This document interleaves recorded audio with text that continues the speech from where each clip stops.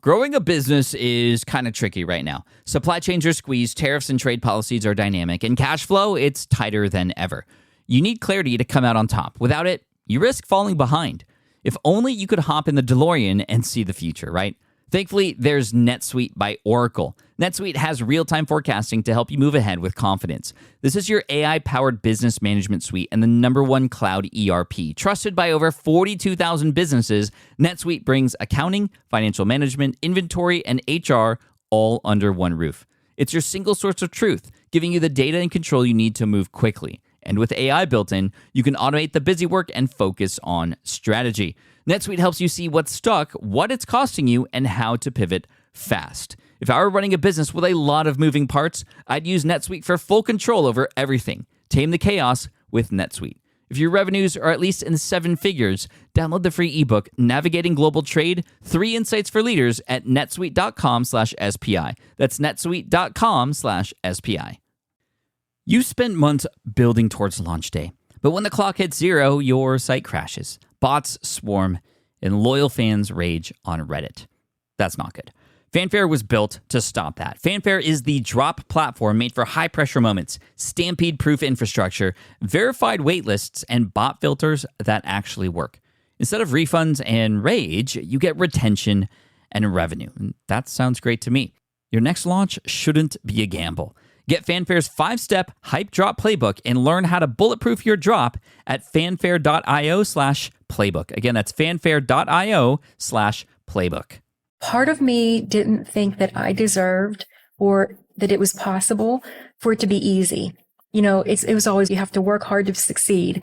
And I honestly think I was making busy work for myself. So it was really a relief to say, I don't have to do this, because I thought I had to choose, have my business grow and succeed or have a life. And I didn't want to choose. I wanted it all.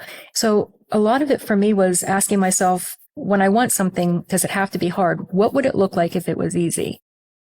Sometimes, when you record something like an interview or a video, you just know that it's going to make a huge impact.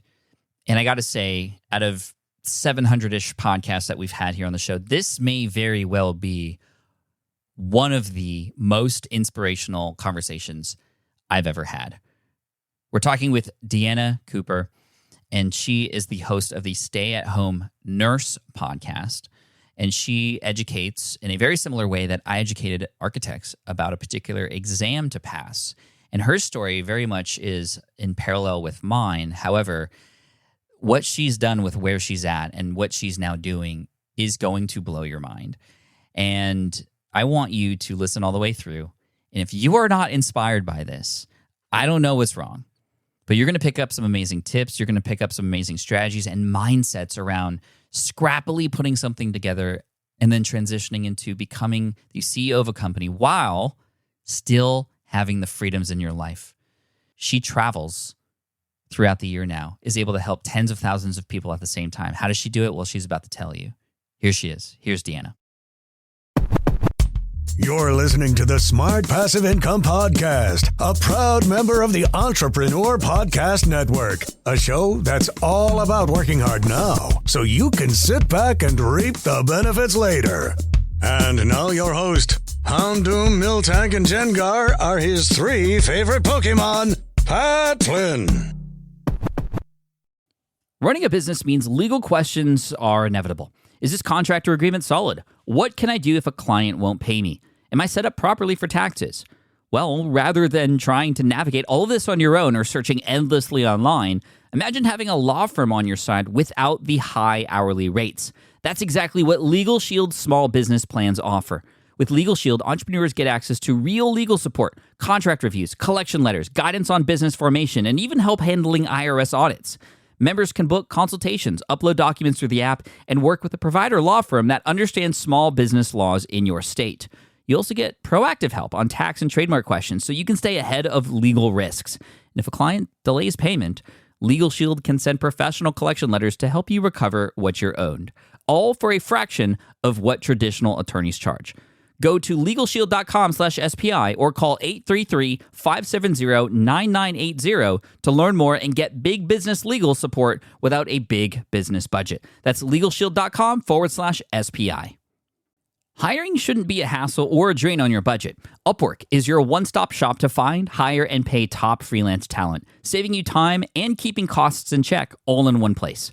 Companies at every stage turn to Upwork to get things done and find more flexibility in the way that they staff key projects and initiatives by assessing a global marketplace filled with top talent in IT, web development, AI, design, administration support, marketing, and more. And I've personally used them myself and can vouch for them. Posting a job on Upwork is easy. With no cost to join, you can register, browse freelancer profiles, get help drafting a job post, or even book a consultation. From there, you connect with freelancers that get you and can easily hire them to take your business to the next level.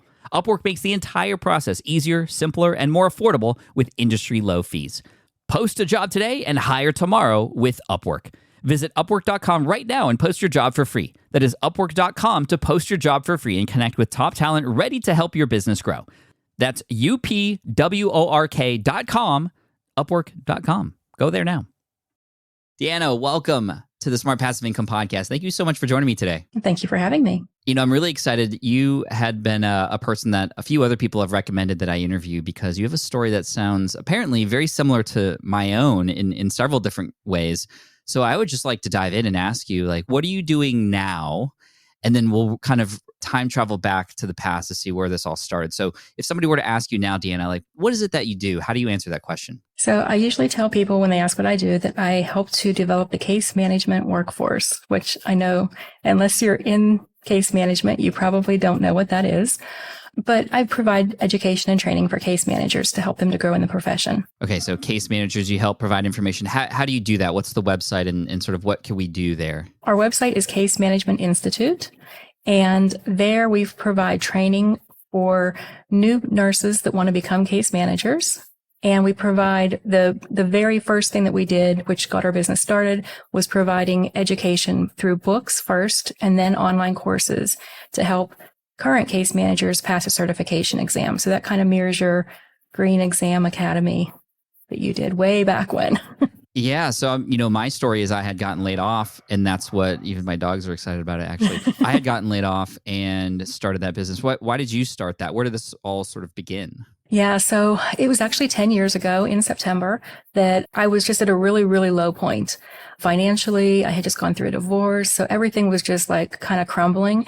And I started listening to podcasts mainly because my house was so quiet in the summer when my kids went to visit their father. I was used to having a house full of kids. I have 4 children of my own. They had friends over all the time.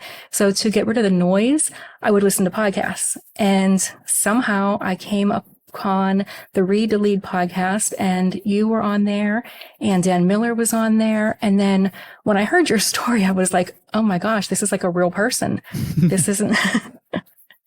And I just started listening to everything. I started listening to your back catalog and all of your, I think at the time you had about 80 episodes out. So I went back and binge listened to all of them. Yeah. It was much easier back then to binge listen to all of them because now we're at, approaching 700.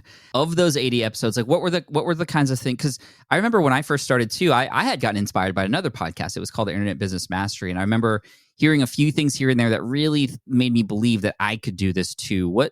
From what you were listening to from myself and from others, what made you go, you know what, maybe I could do something? I think it was honestly, first of all, I didn't even understand that you could have an online business. And I read Rich Dad, Poor Dad, and then the cash flow quadrant. He talks about the 4 quadrants. And my mind I couldn't wrap my head around how you could make money if you weren't actually working and trading time for dollars. So when I heard how you had this ebook and you sold it, it's like things started to click for me. I'm like, oh, okay, that's what they mean by making money in your sleep. I now have a visual that I can kind of look at and understand what that means. And I also enjoyed just listening to all the various ways that people were making money online. You would interview various people and they would talk about different ways that you could make money online. So it wasn't like there was this one trick that got you success. It was, you could pick and choose from this a la carte menu. Right. That was very similar to my story. I heard other people's stories, and this is why I love the podcast, because I can capture stories like yours, and hopefully this will make ripples for others out there who might be wondering whether this is possible for them. So, of all the different business models, I mean, there's a lot. You could create software, you could do this, you could do that. When did you start to connect it to something that you potentially could offer? What was that sort of kindling idea for you? So I actually had to take a certification exam, and I wanted to start a business. I wanted to continue working because I had to, and I wanted to pass the certification exam so that I could continue working. It was a condition of my employment. And I was actually mowing the grass, and I heard this podcast where the person said, if you can't find a solution to your problem, maybe you need to create the solution. And I couldn't find a book to study from. In fact, I had delayed taking the test because I couldn't find a good book. They were all regurgitating the same information. Nothing was specific. It just wasn't good material. And I heard that podcast, and then I heard about your experience with the Green Exam Academy. And it just all came together like this, like aha moment where it's like, well, that's what you need to do. You need to create the book that you're looking for. That's so great. And it's so true. And so at that moment, I remember what it was like to get all this excitement about something new, a possibility, like the what if. What was the other side telling you, the devil on the other shoulder, if you will? Was there any of that kind of voice telling you that, like, I don't remember how I even figured out how to make it happen. And that was a lot of what was keeping me back was, I don't even know how to do this. Am I even qualified? Would people hate it? Like, what were some of the voices saying to you? Oh, wow. So that's a very real struggle that I had. First of all, for people that aren't familiar with nursing, there's like different degrees you can get. I had an associate degree, which is a 2-year degree. They were really pushing bachelors, and most people who wrote books had so many initials after their names. I had RN, that was it. So I didn't have all the initials after my name. I didn't think anybody was going to listen to me. And I didn't know how to write. So nurses write in nurses' notes, and they're very fragmented sentences. Mm-hmm. So we would get our hands slapped if we wrote a whole sentence. So when I had to sit down and start writing sentences, I honestly could not figure out how to write a sentence. I actually had to take a course to figure out how to write again. Oh, wow. It's cool that you were like, hey, I can't do this. I need to find somebody who's done this and can teach me how to do it, which is really proactive of you, actually. I mean, it'd be very easy for you to just go, well, I guess I'm not meant to do this. But what was the drive that kept you going? A lot of people, when they come to that roadblock or brick wall, they consider that a sign that that's not the right direction. But what made you keep going? What was that drive for you? So at that time, my children were all like growing up and leaving the house. Like my oldest had already left the house. My next one was in college, and I had 2 more after that. And I had this fear that they were going to go and scatter to the 4 parts of the country. And I was going to get 2 weeks of vacation, and I was going to have to choose which of my 4 kids I got to see for a week. And so I decided I needed to do something where I was location independent. And I actually moved into a position where I worked from home. But even that, I'm like, so I go to their house and I work all day. And I also had this very strong desire to travel the world, visit different places, live abroad. And that was another thing I couldn't do with all the jobs that I was looking for. So this seemed to kind of solve all those problems for me. If I worked for myself, I could decide when I wanted to work and where I wanted to work. And so that just looking at those kids and like them as adults and being able to visit them wherever, that was like the big thing that was my big motivation. Yeah, or the consequence of not trying and figuring this out, right? Like, what's at stake here? And I remember for me, when I had gotten laid off and I was trying to figure this out and I didn't know what to do and I was questioning everything, it was, I'm starting a family. I have to do this for them. And I don't have kids yet, but I want to someday, and I want to be there and support them. And I don't want to, be in an office all day, and all these kinds of thoughts about the future were really important to drive the motivation now or back then when it was all happening. So what were your first steps? You had this idea to, help with this exam in a very similar way to me, but what was your first step? Was your first step actually writing this book and, getting your hands dirty there? I pretty much listened to everything that you did. I figured, okay, there's a blueprint out there. Pat's done it before. So he created a website. I created a website. Actually, I didn't even create it. I had a friend who was very much pushing me to do this. And she emails me one day. Well, she texts me and she says, look at your emails. And she's like, sends this email that I got you a website. Wow. Yeah. What a gift. Yes. So, and everything I had been listening to said, you have to have this WordPress website and all these plugins and all this. Well, I looked at it and it was on this other platform called Weebly, which was like a drag and drop. And I said, well, thank you so much, but I really needed it on WordPress. She goes, yeah, I couldn't figure that out. So I just went with this one. And so for the first year, I was on a Weebly website and it worked perfectly. Every day I would get up at 5 a.m. and I would write before my son got up. My youngest was like the bear to get up for school. Like once you got him up, that was it. The day was shot. So I got up at 5, wrote from 5 to 6. Then everything happened during the day. Then in the evening, I would research for the next day and then just kind of start that again. And I would put my notes up on that I did the day before. And sometimes I would average about 2 to 3 new articles or blog posts a week because it would take time to research and write. And then you also had said the one thing that you wish you had done sooner was start an email list. That's right. Yeah. So I listened to that and I started an email list right away. And my whole offering, my lead magnet was get an email with all my updated articles. So every week I will email you with any articles that I update. And believe it or not, people signed up for it. Wow. That's incredible. So how did people end up finding you in the first place? I'm curious. Just SEO, because I had the exam blueprint. So I knew exactly what was on the topics that were on the test. Mm-hmm. And when I would go in these books, like I said, they all covered the same thing, but there were these obscure topics that nobody was covering. So I would research and cover those. And honestly, just people searching just like I was for those topics would find me. So it was just good old fashioned SEO when I really didn't know what I was doing. Good old fashioned Google. That's what helped me initially as well, writing articles about the lead exam and then people finding them. And then I found out that people not only found them and read them, but also shared them. Like, yes, because that information was scarce, they were sharing it with other people. Did you find the same thing was happening with you? Absolutely. So people were sharing this information with their friends, which helped a lot. And so you're building your email list. And so at this point, you have now essentially an audience or even a following, if you will.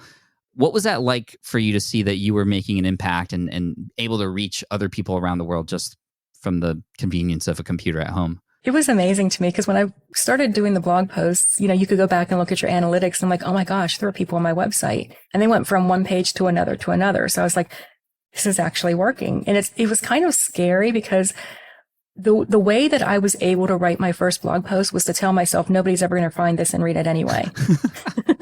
And now you have loads of people. And by loads of people, like, tell me if you remember in the beginning around that time, like how many people were coming to the website? Yeah, it wasn't a lot. I mean, it started off probably with like maybe 20 and then it moved to 30 and then 60. And it kind of went a little more exponentially towards the end. It took me a year to write it. So by the end, I might have like 300 people a day at the most. Yeah. Sometimes, that was if I wrote a new article.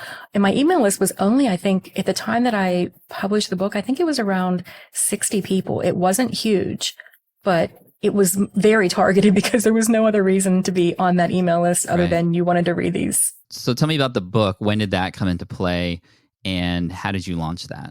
So this was a big learning curve. I had listened to you had Jeff Goins on, you had Michael Hyatt on, I would listen to everything. And what I was learning from them was if you want a traditional publisher, it could take 12 to 18 months to get your book published.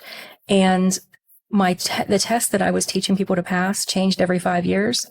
And it would have changed before I had the book published. So I was forced into self-publishing, which was a whole new set of skills I had to learn. I just went out and researched and Googled and found out, learned about ISBNs and I found an editor. I found somebody to format on Fiverr and put it all together and uploaded it to CreateSpace. It was before KDP. It was CreateSpace. Yeah. So CreateSpace, and this allowed you to have the book print on demand essentially, right? So it was uploaded when people bought it. That's when Amazon or CreateSpace would print it and then send it out versus what some self-publishers do is we buy bulk, like a certain number of copies, and then we keep it in our basement or garage and then send them out when the orders come in. So CreateSpace, you put it out there. How did you announce the book to your people? I'm curious. Right. So I kind of had a little bit of a strategy to where I sent everybody a PDF copy of the book before it was edited. I sent it to everybody on my email list. I'm like, hey, if you want a copy of this book, I'm going to send it to you for free. And I want your honest feedback. and a couple people would give me feedback. And basically everything, there was nothing that anybody wanted changed. So that gave me a little bit of, okay, I can do this. And I also had a friend at the time who, a coworker who wasn't able to pass the exam, and I gave her my notes and she passed. And I was like, okay, we got some proof here. Yep. This works. So at that point, I put it up on Amazon, and I asked everybody that I sent a free copy to. I'm like, look, this is the same book, only it's actually better because it's been edited professionally. Mm-hmm. And would you leave a review for the book? And I marked it down at a really low price. And I was like, if you want to buy a hard copy so you don't have to read the PDF, for the first week, I'm going to have it at a lower price, leave a review. And then from there, it just kind of took off. The Amazon magic worked. I don't know exactly how, but the first check I got for them was for like, I think $400 or $600. It was like, wow. That like real money coming in. Yeah.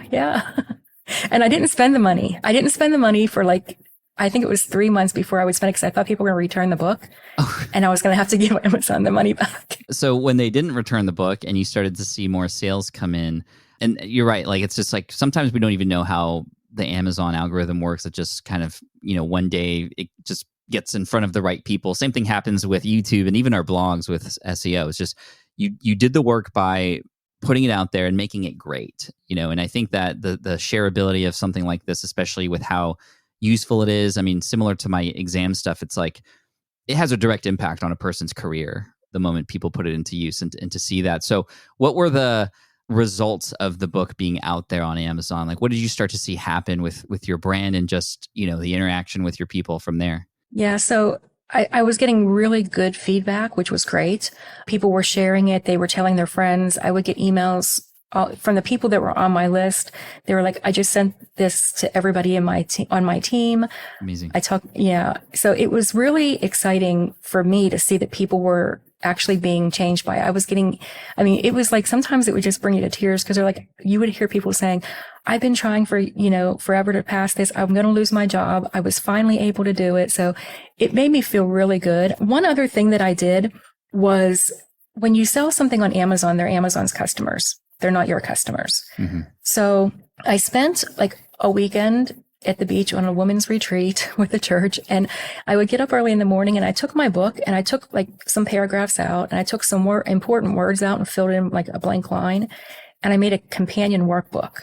So it went with the book that you read along with it and you fill in the blank. And to get that, you had to go to a landing page that I created and give me your email address so I could email it to you. So now I was capturing, not all, but I was capturing a nice chunk of the Amazon customers.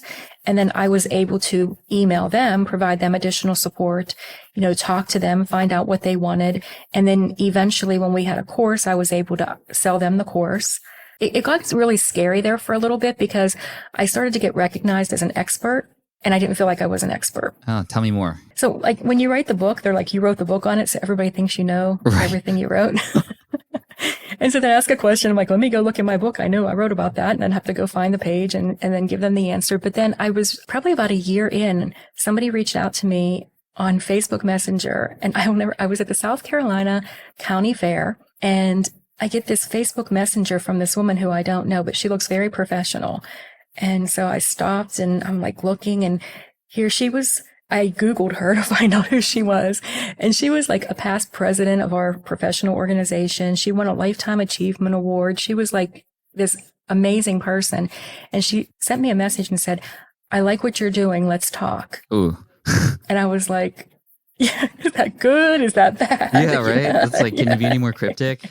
Yeah. Yeah. And I'll never forget because my partner, he was like, well, call her. And I'm at the fair. There's like all this noise in the background. He goes, call her because it's going to drive you crazy until you do. That's the truth. Yeah. So I called her and she's like, she was so sweet and so nice. And she's like, oh, enjoy the fair. Call me back. Let's set up some time to talk. I really like what you're doing. I want to see if there's any way I can help you. And honestly, she became my mentor and just like blew my business up. No way. That is so cool. Wow. So tell me about her and what she was able to kind of help you with, how she helped to amplify what you were doing. So it started off where a lot of people were asking me for a course And I was like, okay, I'll create a course. But I knew it took me a year to write the book. It probably would have taken me a year or two to create the course. And when I told her that this is what people were asking for, she's like, oh, I have a course that I do all the time live. We can just record it. And I'm like, oh, okay. So we actually created our first course in conjunction with her. And we still have that course. We update it every time the test changes every 5 years. And we do a revenue share with her on that. And that's been a huge gain for us financially. She also introduced me. I'm a very shy, introverted person. So the idea of me going somewhere and putting myself out there in person, it was hard enough online, but in person, it was even harder. So she told me that she thought it would be good for my career if I went to our professional organizations conference. And I had actually just had surgery on my foot and I was not allowed to walk on the foot. And I'm like, oh, I'll go next year. I can't walk. And she's like, I have foot drop from chemo and I'm in a scooter. And if I can go, you can go. And I was like, oh, yeah, I guess so. So she's like, there's people I want to introduce you to. I think you should go. And then she hung up and I was like, I need to go to this conference. And so what is Shy Deanna thinking at that point? I'm thinking, well, I couldn't get out of this the way I wanted to get out of it. Right. And I was actually petrified of going somewhere. And I'm like, I don't like to go places where I don't know anybody. And she's like, well, you'll know me. And I'm like, yeah, but you're going to be speaking and you're going to be, and I'm going to be left alone. Yes. I was really afraid of being left alone. But I also told myself if I was going to spend the money on the conference and get a plane ticket across the country, that I had to put myself out there. I had to sit next to people that I didn't know. I had to start conversations with people that I didn't know and introduce myself to people that I didn't know. So those were like my 3 rules of if I went, I had to do those 3 things. And so you went, what happened? So she introduced me to some really amazing people. Some of them now work for us, which is really funny. Wow. Yeah. What it did was it set a new goal for me. So when I saw people standing on that stage and talking, I'm like, someday I want to be one of those people. But then that little voice was like, you can't even talk to the stranger sitting next to you. How are you going to get up on stage and talk in front of the whole audience? But actually last month I did that. Last month. Oh my gosh. I got up on stage and I did my own presentation. Yes. Congratulations. That Thank is you. a huge milestone. I mean, 2011, I remember, 2013 at FinCon, I have vivid memories because I was so scared of my first talk. But it was game-changing. It was life-changing. It opened up so many more doors and opportunities. And I know it's only been a month, but tell me about the presentation and how you felt. And has anything happened since then? Well, it actually, when you do it and nothing bad happens, it makes you realize that, okay, this wasn't as bad as you thought it was. I had a lot of people tell me how wonderful they thought it was, even though I thought my voice cracked through the whole thing. I thought I was so nervous. And they're like, no, you did fine. And I'm like, really? Yeah. So it encourages me now to want to share more knowledge and help more people through this platform. And I've had some people that are interested in other things. We also started publishing other people's books. I decided I didn't want to be the one writing them all. And there's a lot of books that are needed in our industry. So there are so many, again, Anne introduced me to so many wonderful people, and they all have this experience that would really help others, to mentor others. So I had people come up and, talk to me about publishing their books, and it's really just opened up a whole new avenue. And one of the things it did was we've always sold our courses. Unless a company has reached out to us, we've never done B2B. It's always been B2C. So we've always sold directly to the consumer and never to a business, unless a company reached out and said, hey, we have 20 people we need to get certified. This has actually had more people now know what we do and reach out to us and say, hey, we're interested in, your services and your products for our teams. That is incredible. You don't have to share specific numbers, but you had mentioned your first check from Amazon when you first started to put this into a form of monetization was like $600 in that first check. Give us a sense of the scale and so like how well the business is doing now with what you have going on. So that first book is now in its 3rd edition, and that book itself has earned us, which means after Amazon takes their cut, over $1 million. What? Are you kidding? After Amazon gets its cut, that single book, that one book has earned like profit $1 million for the company. Yes. All right, mic drop. I know. That's the mic drop moment right there. And that's just the book. You have the courses now. Tell me about what is the price of a course that you offer, or do you have multiple courses, or is it just one? We do. So we have all of our CCM prep stuff, which is the certified case manager. Anything to get our nurses certified is $397. And we do live online courses, which I have teachers do because I don't like to have anything on my calendar where I have to be a certain place at a certain time. Good for you. Yeah.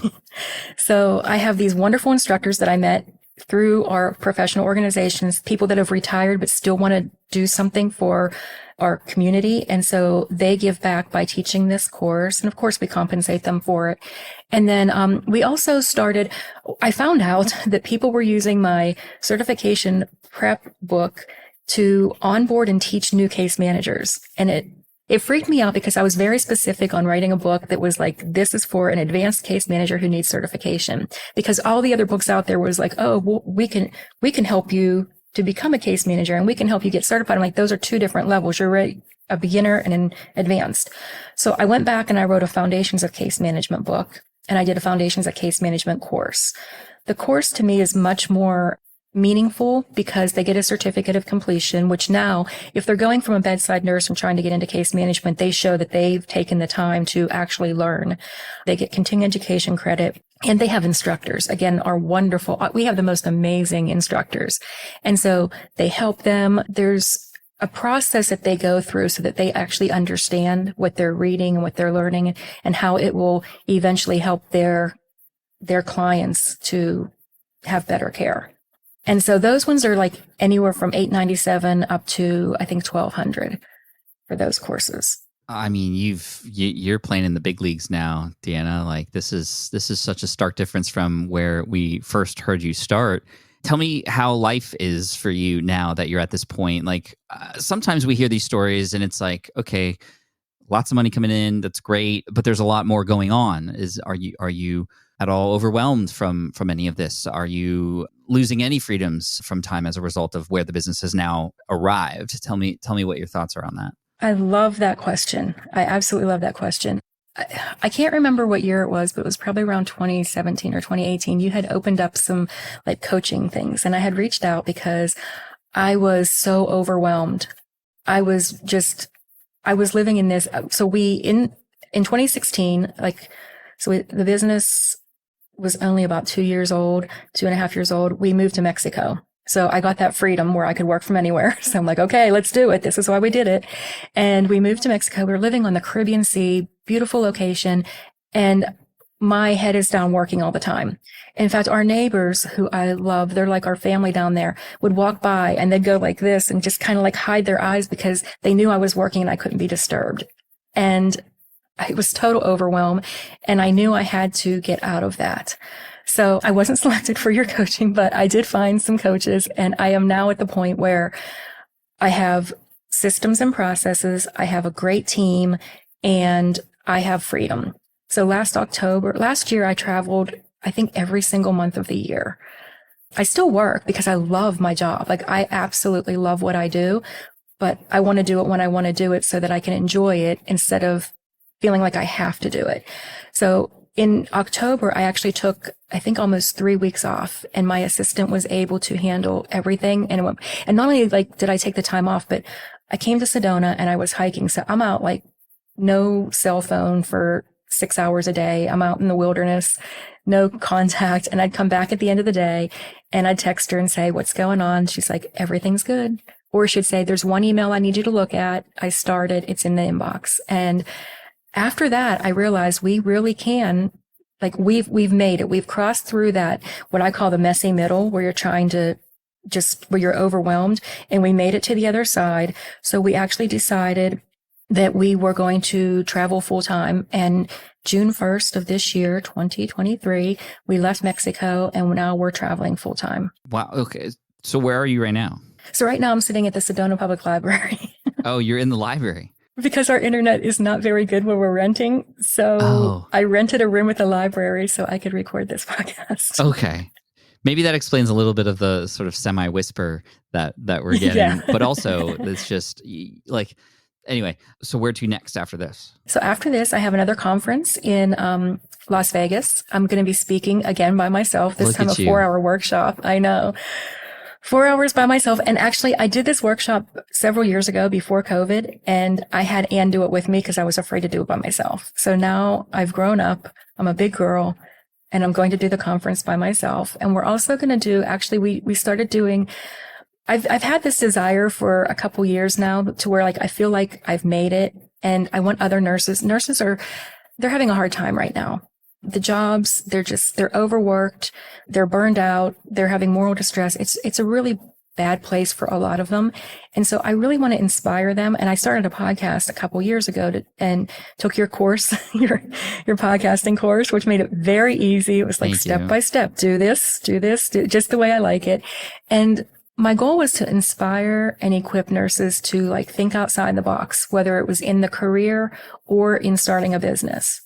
So I feel like I've taught them everything I could teach them about their career and trying to find something that really fulfills them and doesn't just drain them. And now I feel like I want to help others. Now that we've made it to this side of the business where we're like, okay, there is another side. You don't have to work day and night, 12 hours a day, 7 days a week at your business. You can have freedom. I'm now helping nurses to find that freedom. So I took on a couple coaching clients last year, and now I'm going to take a couple more on this year to help them to make it to the other side. So similar to how Ann was sort of a mentor for you when you got started, you are now passing that forward and becoming a mentor for others, which is an incredible story. This is so inspiring, and I think it is the same for those of you listening. I have one final question here before we wrap up, because I think everybody's going to be motivated to, get things done after this for sure. I know I am. The transition from sort of scrappy beginner entrepreneur to CEO of your company. This is oftentimes a big hurdle. Some never get through it. Tell me about your thoughts about now being sort of like the head of your company and managing people. Now you have a team, and now you have like, how are you able to still stay in a great place mentally? And what was that like for you to transition? Or are you still like, I'm just curious about where your head is at with the business, because it doesn't sound like you're scrappily putting things together. You have systems and processes in place now, but it takes a certain mindset to get there. Your mindset as CEO, what does that mean to you in the kind of business that you have? That was a big hurdle for me. It really was, because I was working in my business all the time and not necessarily working on the business. Right. So it was a big shift, a lot of reading, a lot of really good books. In fact, you just mentioned the other day, 10X is easier than 2X, and I just devoured that. It's great, right? It was really good. Yeah, it's so good. Yeah, so it was a lot of that, but then I also had a lot of coaching. And that is something I don't know that I would have ever achieved on my own if I didn't have people, coaches, mentors helping me to go from working in, just to start working on the business. Like, what does it, I didn't even, again, just like I didn't understand with the cash flow quadrant, what that business looked like. I didn't understand what being a CEO looked like. And I had to have people that modeled it for me, taught it to me, and helped me with the mindset change, the mindset shift that occurs. Who are your mentors now? I know oftentimes our mentors when we begin are different than those who are now where we are. And I'm curious, who is inspiring you today? So I actually, for the last, I think almost 2 years now, I've been coaching with somebody, Cliff Ravenscraft. Yeah. And his mindset, like he doesn't play around. He does not. Oh my gosh. And he's had a like, I remember when he shifted from Podcast Answer Man to Cliff Ravenscraft, the coach and the mentor and the guide.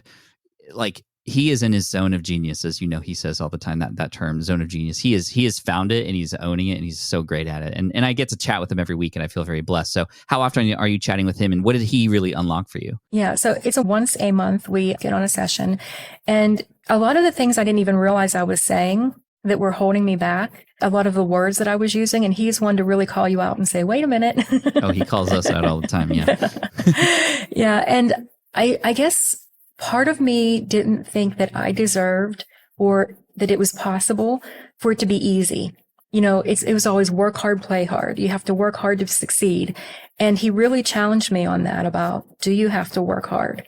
And I honestly think through part of that messy middle, I was making busy work for myself because I felt like if I didn't deserve the success I was having. So I had to earn it by being busy. Wow. That's a huge realization. And so what happened when that was called out? How did that impact you? What were you feeling? It was a relief. It was really a relief to say, I don't have to do this, because I thought I had to choose, like have my business grow and succeed or have a life. And I didn't want to choose. I wanted it all. And, he'll really push you and say, well, why can't you have it all? What would it look like? So a lot of it for me was asking myself, what if it was easy? And I know I've heard other people on your podcast that mentioned that. So that was part of it too. So I have to incorporate that into things and think, when I want something, does it have to be hard? What would it look like if it was easy? Such a good question. It's one of my favorite questions. Tim Ferriss asked me that question and it changed my life. And I think it's a perfect way to end here, Deanna. Where can people go to find more of your work? Where should they follow up? I mean, people are going to be inspired after this. I'm inspired after this. How can we stay in contact or follow along? Yeah, so I have a podcast now. It's not out every week, but it does have frequent updates, and it's called The Stay-at-Home Nurse. So you can look for, that's on all your podcast players, The Stay-at-Home Nurse. I have a website, The Stay-at-Home Nurse, and I also have Case Management Institute. You can look for me on Facebook. I didn't mention we have an awesome Facebook group with, again, from community, which I learned from Pat, 25,000 case managers now. It's an awesome group. Everybody in there supports each other. If there's a question asked, people are answering it. It's awesome. So I want to thank you. That and Superfans helped with that. Yeah, but LinkedIn and Facebook. Amazing. Deanna, you are an inspiration. Thank you for sharing your story and opening up to us. And congratulations on all the success that you've had and all the success to come. I appreciate you so much. Thank you. All right. I hope you enjoyed that interview. Was that not the most incredible conversation ever? I mean, I just finished recording this episode with Deanna, and I just had to come here again separately to record the outro immediately because I have so much energy right now from hearing Deanna and her story and what she's been able to do. And I got to say thank you, Deanna, because you always are giving credit to SPI and my story and the podcast. And thank you for mentioning Power Up Podcasting, which is getting actually revamped here in September of 2023 to the 3.0 version. It's going to include some video podcasting stuff, which is really amazing. So thank you for that plug. And for SPI Pro, looking forward to more conversations in there as well. Just thank you. And I'm so proud of you. I had mentioned this after we hit end on our recording, just like this was one of the most inspirational conversations I've had in a very long time. And she reminded me after we ended up finishing the recording to remember the impact that SPI is having on people. I forget that. Like, I honestly forget that because I am so into the content and wanting to help you and move on to the next thing. And so, Deanna, I appreciate you. And for that reminder, you are absolutely crushing it. And I'm so proud of you. And thank you for bringing this on the show here because it's going to inspire so many other people too. I hope you were inspired by this. I truly hope you are. Deanna, you're amazing. For all the links and mentions and resources, and if you want to find Deanna and we can drive you to the things that she's doing, head on over to smartpassiveincome.com/session713 to get all those links and resources on the blog, smartpassiveincome.com/session713. I also love the shout out to Cliff Ravenscraft there as well. Cliff, I love you, man. Thank you for what you're doing. You are blessing so many hearts out there. For those of you listening, thanks for getting over here to the end. I appreciate you. Hit the next episode when you can. And of course, make sure you subscribe because we got a lot of more great content coming your way. Cheers. Thanks so much. And I hope you're as inspired as I am. Hit me up on Twitter, or X as it's now called, @PatFlynn, or Instagram @PatFlynn. Let me know how you thought about this. I look forward to hearing your story and how this podcast episode is going to make an impact on your future. Cheers. Thank you so much for listening to the Smart Passive Income podcast at smartpassiveincome.com. I'm your host, Pat Flynn. Sound editing by Duncan Brown. Our senior producer is David Grabowski, and our executive producer is Matt Gartland. The Smart Passive Income podcast is a production of SPI Media and a proud member of the Entrepreneur Podcast Network. Catch you next week. Have you dreamt about being your own boss, but still haven't made the first steps to making that dream a reality? Well, I get that. Starting a business can feel super overwhelming with legal forms, paperwork, finances. It's a lot. And that's why I'm excited to tell you about Taylor Brands. Taylor is a complete business builder designed to make launching your business simple and stress-free. You can register your LLC in just minutes, keeping your personal assets and the business assets separate from day one. From there, you get access to everything you need to get off the ground: legal documents, licenses and permits, invoicing and bookkeeping tools, and even a 100-day business coaching program, all designed to help you hit the ground running. You'll also get a free personalized business plan, branding tools, and so much more. And of course, listeners of this show get an exclusive 35% discount to get started. All you have to do is head to tailorbrands.com/SPI. That's TAILORBRANDS.com/SPI. Stop dreaming, start building with Tailor Brands. I get it. You want to grow your business, but selling at scale feels overwhelming. You're drowning in complicated funnels, creating different lead magnets, or constantly posting on social media. And that gets exhausting fast, especially when you're trying to sell to hundreds or thousands of people. But what if you could sell at scale with a simple, powerful quiz? A Score app quiz or assessment asks your audience key questions and gives them instant personalized results based on their answers. Your audience gets to know where they are now and shows them the steps they need to hit their goals. You can set up a quiz in minutes using Score app's templates and have a powerful lead magnet that'll do the selling for you. The best part is your audience actually wants to take this quiz, and you build huge amounts of trust before you even make a single offer. No hard sales, no chasing leads, just value at scale. Get 50% off the first 3 months using the discount code SPI. Just head to scoreapp.com/SPI. Again, that's scoreapp.com/SPI.